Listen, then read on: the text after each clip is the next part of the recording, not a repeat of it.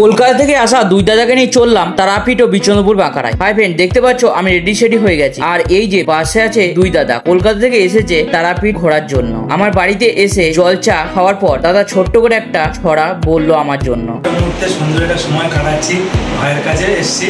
তো ভালোবাসার সঙ্গী আমরা, তো প্রকৃতিকে ভালোবেসে প্রকৃতির টান ভালোবাসার সময় এসে পড়েছি আমরা কিশোরদার বাড়ি। তো চলো আমরা এখন বেরোবো তারাপীঠে যেয়ে দেখা হবে।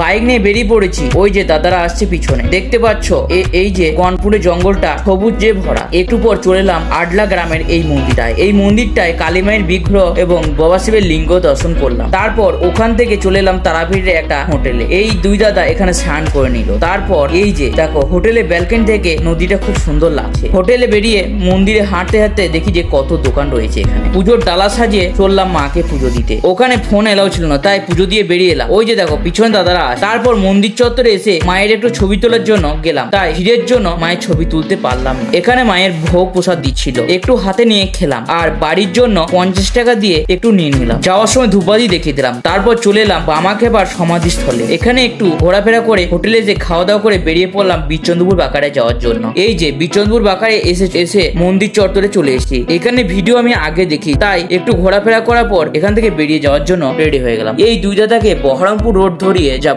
কলকাতা থেকে দেখা করতে আসা এই দুই দাদাকে অসংখ্য ধন্যবাদ। আর আমার সাবস্ক্রাইবার বন্ধুদের জন্য অসংখ্য ভালোবাসা রইল।